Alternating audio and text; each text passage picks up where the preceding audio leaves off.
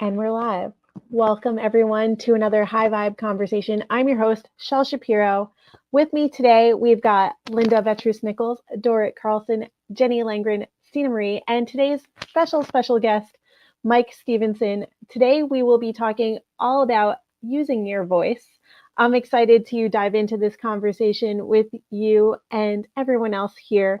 If you are new here, I would like to remind you and our regular viewers that this is a safe space. We invite you to share with us as we talk through our life lessons and hold space for you to work through yours. So, what this means is that if you resonate with anything we're sharing, if you have any insights you'd like to add to the conversations, wherever you're coming from, we want to hear from you. So, make sure to pop your thoughts into the chat. If you'd like to add those thoughts more privately, have a one-to-one conversation with one of us, here is the link for you to be able to do that. You can use this link to book in with the high vibe woman of your choice for a more individualized conversation. We want to have those conversations with you here too. And whether you are new here or no stranger to high vibe conversations, please make sure to subscribe to the YouTube channel seen on your screen here. This is where you can catch up on previous conversations and make sure that you don't miss any of the upcoming ones. So I will share these links again and more towards the end of the conversation so that you don't have to go searching for them. Now on to today's conversation. Mike, we are so excited to have you here. Thank you for joining us. Why don't you I'm introduce delighted. yourself? Yeah. Mike Stevenson. I'm dialing in from Scotland in Europe. And what I do now is I speak. So giving voice to something, I've given voice to myself. I haven't sought permission. And I'm pretty good at it, particularly on stage. And I do see myself as having a responsibility to challenge in a very positive way things that are happening in the world just now. Um, I look around and I think, wow, I could never in my wildest nightmares have expected the world to have turned out the way it is just now. A lot of mitigating factors, but I feel now an extra urgency.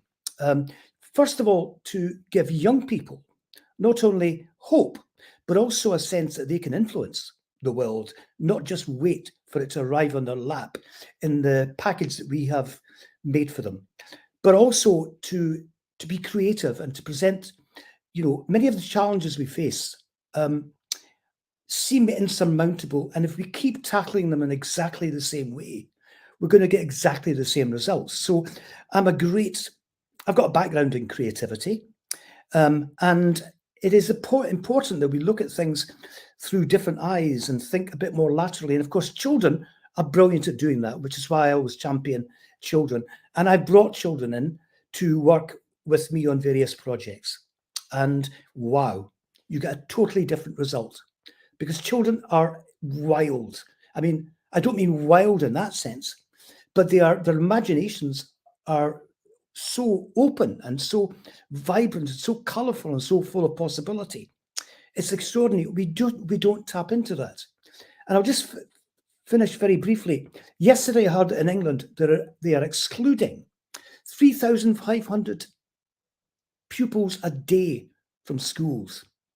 3,500 a day, which means that the system has broken down, because it means that teachers only have the facility and the agency to be able to deal with a ruling class of compliance. And anyone that steps out of it, even after COVID, and the disproportionate number of them, the high proportion of them, are people from very disadvantaged backgrounds. If we don't do something about something like that, it's going to cost far more in the future. We're going to create far more problems. And that's what I mean. We've got to, stop things now that are going to cost us in the future. And that means looking out for future generations. And leaders must do that now. I think it's really important what you're saying about speaking up, and that's absolutely where using your voice comes in. Something that popped in for me as you were sharing was closed mouths don't get fed, right? So if we don't speak up, if we don't use our voice, if we don't advocate for ourselves and others, then this and other situations in the world are going to keep continuing. If people just sit idly by and don't speak up and advocate for what they want or what they need.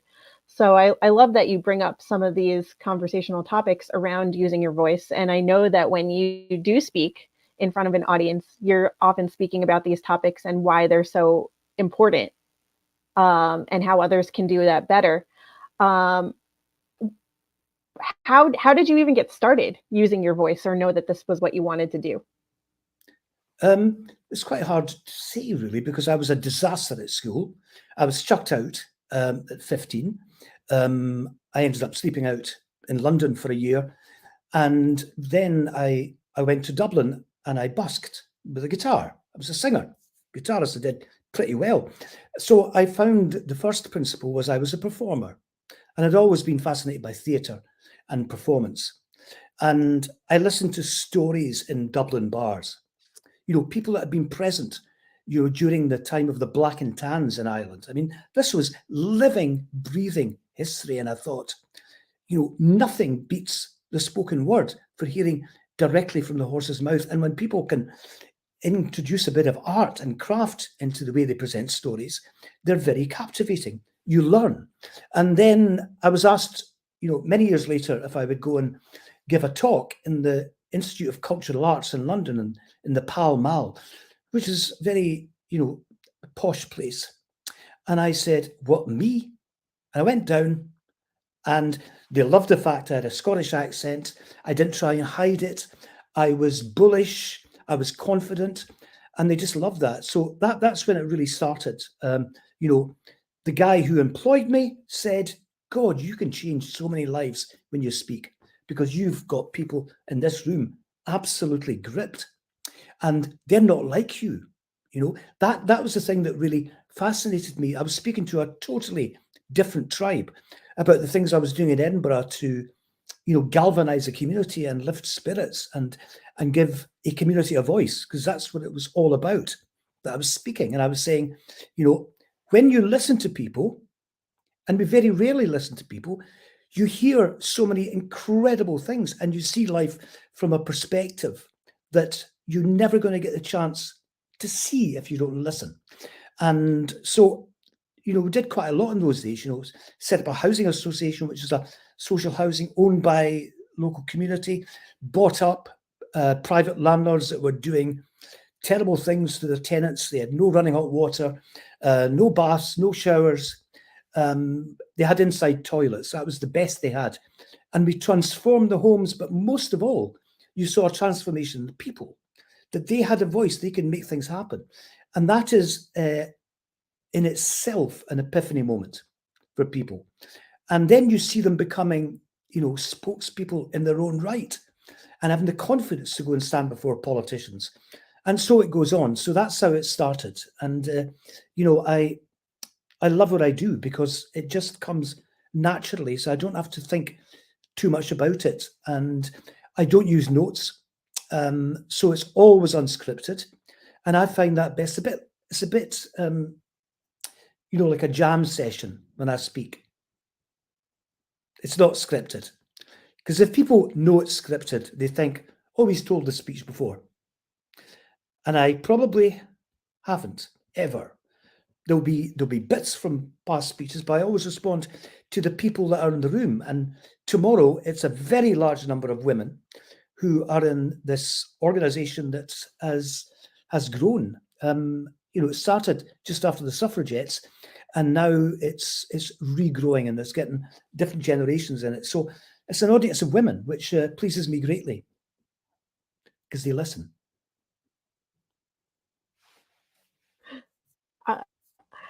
I'm right with you there on so many things. One thing you said that stood out to me was, when you have a voice, you can make things happen, and that was just such a powerful thought for me. Of like, Yeah. wow, I can think of a time when I tried to use my voice. I was actively like speaking out and trying to make change happen, and it fell on deaf ears because it wasn't the right people that needed to hear it, or they weren't open to hearing it. So combining that with people who are open to listening and open to change and to making a difference. It really speaks volumes to like finding your right audience, finding the people who you can surround yourself with that want to make that change happen with you. Do you know the origin of the word abracadabra? It's an old Hebrew word. I think it even predates, modern Hebrew. And it simply means when you speak, what you speak, you create. And I love that. That your words are not just passive things. They are projectiles. They're explosions. They're little firecrackers. They implant themselves in people's mind. They can actually, shift people's perception very quickly, particularly if you relate to where they are. So you don't talk as if I'm from another world and this is my world. You say you understand where they are. And if you understand what your audience is, this is empathy, then you can speak, to them directly, to their heart, not to their head. And that can make a huge difference. And I love the concept of what you speak, you create. It's a great concept, isn't it? If that's not on your LinkedIn banner or somewhere in your profile, it absolutely needs to be. But more on that later. I'm going to come over to Linda now. Linda, what's coming up for you as we talk more about using your voice? Well, what came up for me is Mike took me into the idea of like vibration. And when we speak lack words, our vibration comes down, the people around us, it comes down. And so we're responsible for our own vibration. And when we do take ownership for our own vibration, we raise the vibration of others around us as they kind of resonate with us and maybe feel like, oh, I feel really good when I'm with him or with her.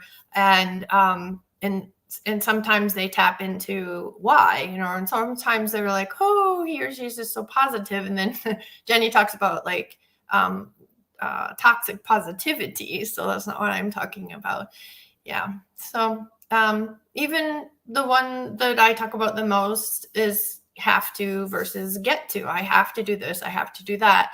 And I remind people that they get to. I put that in comments out on LinkedIn. You get to. And I usually get hearts and even sometimes thank yous, as a reminder that no one controls you. You control you and you get to make your own choices. And sometimes people don't want to make their own choices because they don't want to take responsibility for the outcome of their own choices. So yeah, that's where I went with that.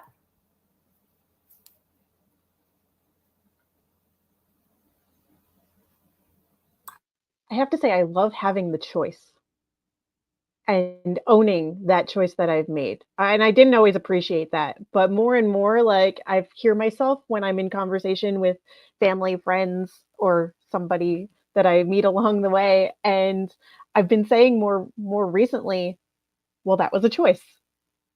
Whether that was my choice, their choice, or somewhere in between. Like I didn't always hit me that I could acknowledge that out loud, that things weren't just happening to me or happening all around me or happening for me. Like I've made conscious decisions intentionally that got me to this place. And so I've recognized when those moments happen more and more, and that allows me to appreciate those choices that I have made, which reminds me of John Chapelier, right? Like, accept it, change it, or leave it. If I don't want to be somewhere, if I don't want to do something, like, okay, what is the choice? What's the next step? Do I just sit with it? Do I find something to change about it? Do I leave it behind? And so being able to speak on that and use my voice to articulate what it is that I need and want, it is also really powerful. And I just know that Dorit, Jenny, and Stina can resonate with those things as well.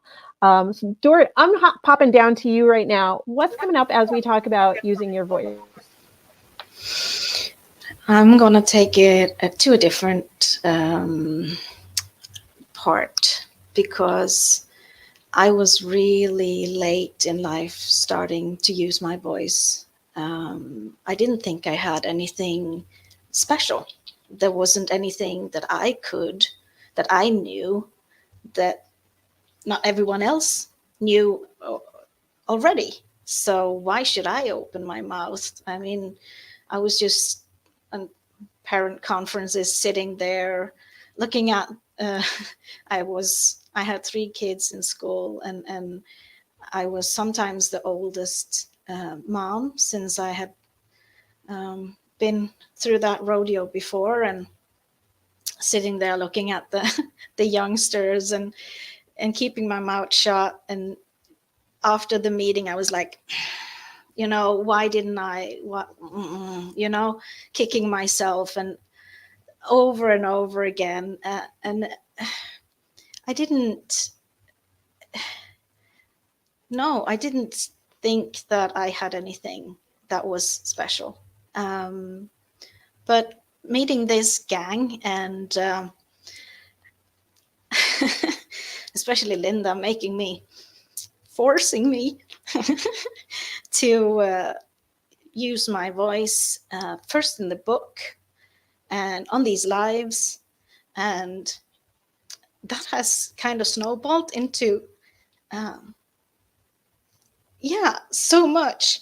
I'm not worried ever, because now I know that what I have inside of me is just as important and just as valuable as anyone else's opinions and knowledge. And the things that I'm good at, I'm really good at, and I want to share that, and I want to teach.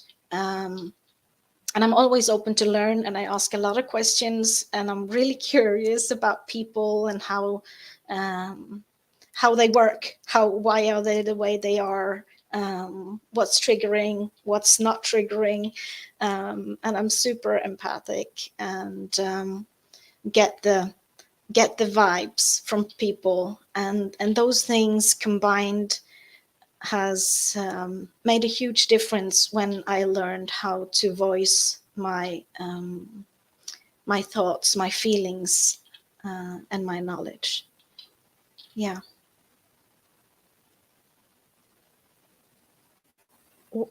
One thing, I heard some tears in there, and for me they were happy tears. They were joyful tears. Always. Yeah. So I want to acknowledge that, because you mentioned that you were late to using your voice, and I just want to applaud you, because I think you were right on time for when you needed to learn it, and when you needed to start using it and doing it for yourself. Thank you. And anything before that time was a learning moment, was something that you can use to propel yourself forward. So even if it felt sucky in the moment, those were great opportunities for you to learn and to grow. And so you came into using your voice at the right time for you. So I just want to give you a big hug, because I feel it, and I've seen it, and I've noticed this huge shift in the way that you use your voice and present yourself. Yeah, thank you. Yeah, and I'm gonna bring it over to Jenny now, because I know that whether you talk about this aspect of it, using your voice or not, I know that you're such a believer in having choice. And so I wonder if you can use your voice now to add to this lovely conversation. What's coming up for you? Happy to. Dorit, what comes to me as you're sharing, and I also have the experience of exploring myself and my voice later in life, and I won't let people know how old I am, but I found that there's no competition, and we're so used to thinking that if I go out and I really share and I really show up, that's going to make other people look smaller or feel smaller. But what I've found is there's room for everyone. The world isn't crowded. There's a space in this world that is only yours. And like Dorit is sharing, if we don't claim that space, the world is missing out on us. The world is missing out on you. And I love that Mike is saying that he grants himself permission. And in doing so, like Mike, you're granting the people around you permission too. And that's just the concrete experience of being around people who free themselves to be themselves and show up authentically. And it doesn't make other people look smaller. The way that you shine, like your specific shine, you being your authentic self, is actually going to make the colors of the people around you pop. Just like contrast colors, if you're into arts, you know, that purple and yellow, like they just make each other shine so much brighter.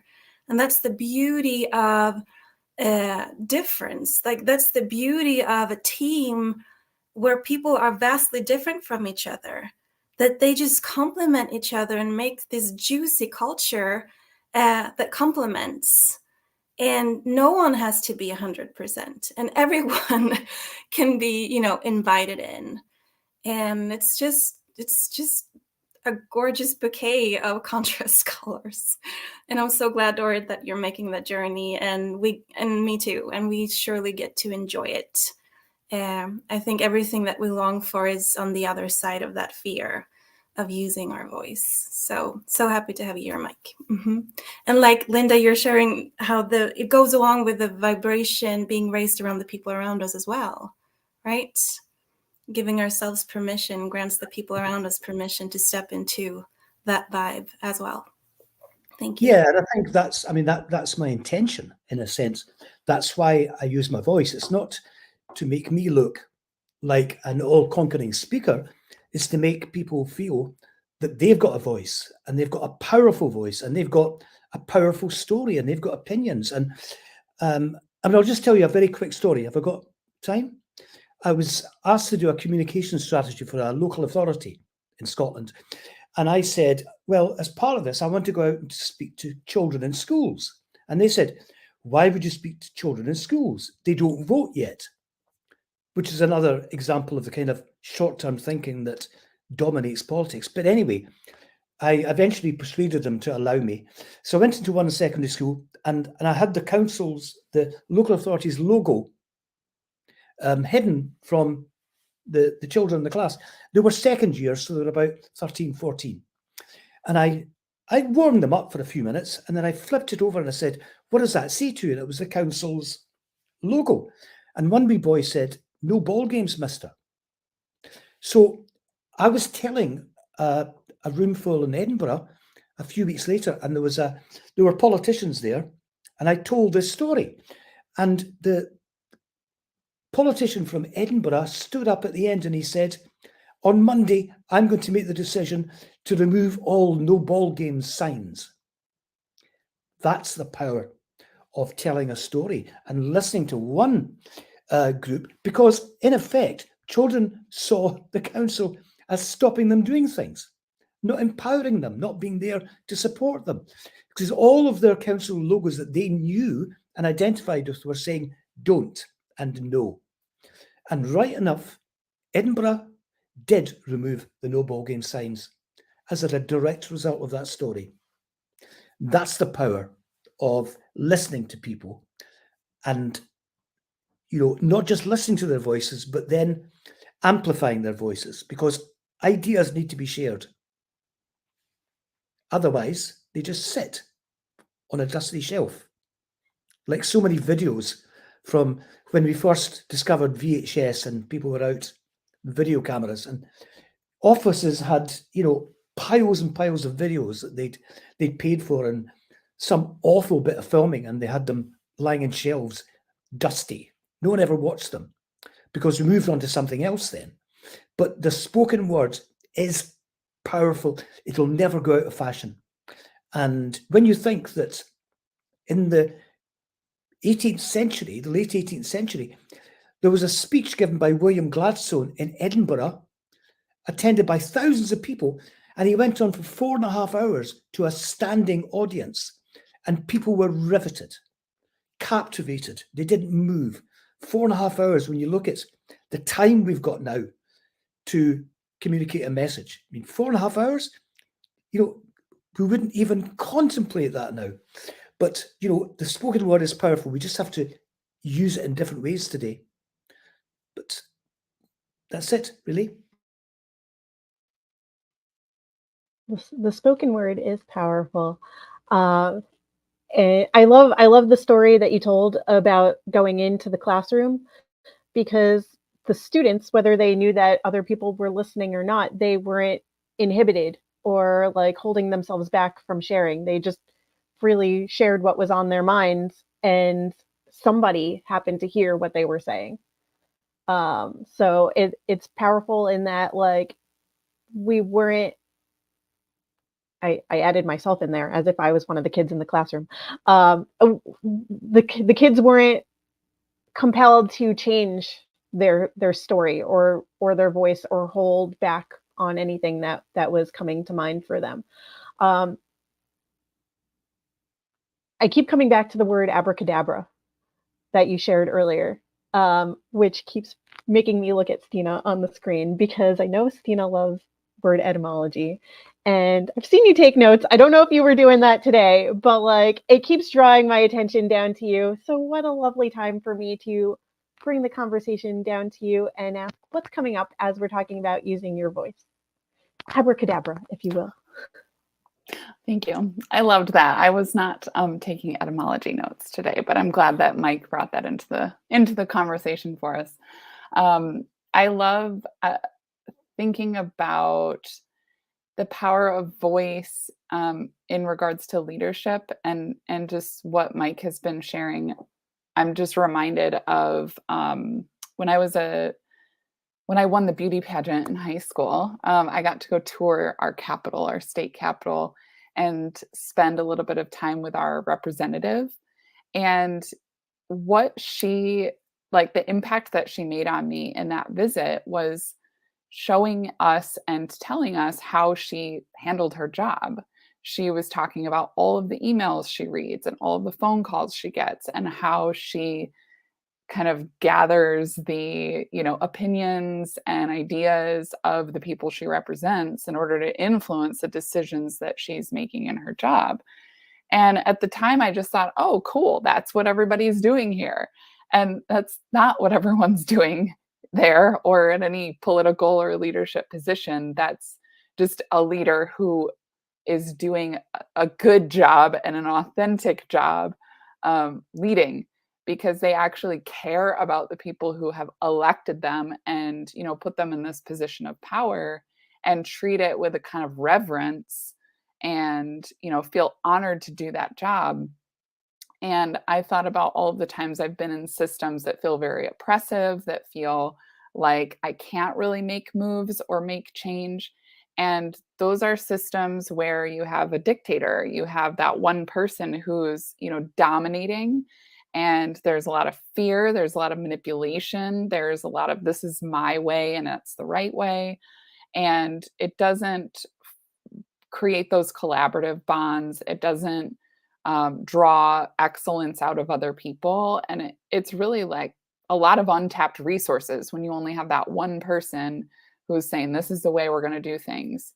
And when you have a leader who is reflecting back and like bringing other people up along with them and really engaged, then that's when you have what I would consider a very successful leader. I also was reminded of a recent conversation with my kids where the conversation about consent and hugging came up, which is something I wrote about in my first book, because I had quite a confrontation with a very close family member where they did not like that I was not going to make my kids hug them. And my kids have grown up in a world where they are not forced to give affection to anyone. They are not forced to do something with their body that doesn't feel safe to them. And my kids at this age, they're 10 and 12, they're like, they don't understand there's another reality outside of that. And I'm just noticing how cool it is that you get this opportunity with kids when they're really young to instill these principles in them. And then as they kind of enter this early teen years, then you get to also start teaching them about what's going on out there in the rest of the world, so that they understand the impact they can go make, so that they understand the things that are different that they get to teach other people. And just things that they're going to encounter. You're going to encounter people who want to push back, who want to put guilt and shame on you, who want to manipulate and control, and I think, or I see that strengthening, their confidence in themselves, and they're wanting that for other people. My 10-year-old saying, this year I'm going to practice being nicer with this one friend, because I notice that when I bring up something or have an opinion or make a suggestion, they just go along with it. And I really want this friend to share her opinions, and I want her to have ideas, and I want to do things that she wants to do too. And this is all, on her own, that she's reflecting on behaviors and social dynamics and like talking through these things and really noticing and making meaningful change. And I just think that's really cool to see that, that trickle up effect, or like that, the contagion of me living that way, parenting that way, and then seeing my kids go out and create those changes in their relationships and want to see that in other people's lives. They're like, I know how good this feels to be able to speak up for myself and to feel good about what I have to say. And then they're out there championing that for their friends. Now we just have to work on the delivery a little bit, because I have a 10-year-old who's like, you need to go to therapy because you're a people pleaser. And I'm like, okay, let's work on sharing what we love about therapy and how helpful it's been for us. But the passion and the no filter is unrivaled at this age, and I'm so here for it, because they're ready. They're just ready, and they're just like, well, this is the way to make change, so like let's get on it. I love how you've been empowering your kids to use their voice. Um, every story that you bring to us, every experience that you've shared with them, is about how you've empowered them to use their voice more and more, and to speak up and to assert themselves. And then we get to live vicariously through you and through them, of how they're implementing what they're learning. And it's such a beautiful practice that I am learning too, because I didn't have that growing up. I didn't have behavior that was modeled that way. And so it's taken me a lot to model that for the younger generation going forward, because I've had to learn a new way to do it. So in reality, like, I'm learning from the lessons that you're teaching your kids, and others around me. And I love how you shared that it's even if your kids are so passionate about like how they engage with their friends and want to change their things and give their friends voices too. And you're like, let's refine the way that we do this. Like, so you're not dampening their voices, right? You're just helping them to be the best that they can be. And I love that for them. And for anyone else who is learning how to use their voice and to speak up and articulate it clearly, without bringing other people down.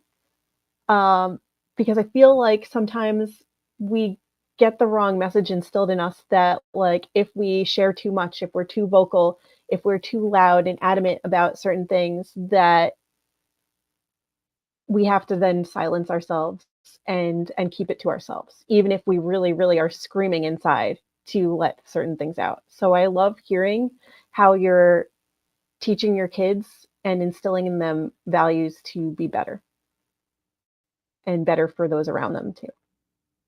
So thank you. I got all of that from what you really shared. Quick, that I think it's the more we listen to and make room for other people's voices around us, the more our voice resonates and matters and is heard as well. Because in those exchanges with my kids, I get offered hugs from my 12-year-old or my 10-year-old, and they'll say, do you want a hug? And I'll say, not right now. And they just go on with their business. Like, they're not offended. They're not hurt. They're not it's just a normal exchange that we ask and offer. And then if it's a no, we move on. And so I see how that mutual exchange, just in those little interactions, but that goes to bigger things too, is that's another kind of mark of, a leader who's like, this is about all of us, and we're all going to be heard here. It really is all about all of us. And not just us on the screen right now, like all of us collectively. So with that, we've talked about so many ways to use your voice, what that looks like, what that feels like, how we've all experienced it. Mike, I want to give you the opportunity now to let people know how they can reach you. Where can they find you? How can they learn more about what you're doing? Please feel free to share. Well, you can come to Edinburgh, which is a beautiful city. But if you can't make that trip, then my website is mikestevenson.net. mikestevenson.net. I'm on LinkedIn, Mike Stevenson with a V. And those are the main ways to reach me. And I'm always looking to hear from people as well. What you were saying, Stina, about the relationship you have with your children, the fact that they're growing up sensitive to their actions as well as the feelings of other people. I saw a wonderful little vignette, I think it was on Instagram, and it was a little girl, she was about 3, red hair, and she was saying to her father, do you find it difficult to make friends? And he was saying, yes. She says, well, what you have to do is just go to someone and say hello, and then ask them a question. And she went on and on, and he said, and then she said, but I don't want you to look too attractive. I just thought, this is going somewhere extraordinary, that a 3-year-old can have the confidence to give her father advice on making friends. I mean, that's just wonderful. And we don't listen to children. I think we do now more than ever. But in Scotland, when you were growing up, children were to be seen and not heard. It was a terrible culture of not listening to children, not valuing this incredible confidence and the joys that children bring into conversation. Imagine going through a whole generation after generation after generation, never hearing that, and children never having the ability to just speak. It's appalling. So I'll always speak to you if you contact me. And can I add, in getting to know Mike, this brilliant read. Please, Mike, you need to share a little bit about this. Well, it's look, I think there are things we need to do in the world. And I've listed some of the key things. And I've also championed the involvement of young people, because I think us trying to solve the problem for future generations ain't going to work. They're much more attuned to the future, and we need them to be involved in shaping it. And then I suppose I give it background by doing an autobiographical thing as well about my younger years up to my mid-40s, actually, and the journey that I went on, which in a sense shaped how I look at the world and how I speak, because I didn't hear a word my teacher said. Not a word. It just went over my head. And so when I speak, I remember that. I remember what it was like listening to someone who was just speaking, trying to get you to absorb things in your brain. And so I learned from that. And we all need to learn from our early experiences, because that's when so much of what we can bring to the world is shaped. And just making that connection. So not being able to hear teachers because they just spoke. They were like system drones, History is fascinating. Not with my teacher, it wasn't. He managed to take a subject of such endless fascination and turn it into grey porridge. Really awful. So that's how I learned to speak, by watching my teachers. Let's reimagine the world together. Soft power is the new edge. I love that. Mike Stevenson. Gorgeous. Thank you, Jenny.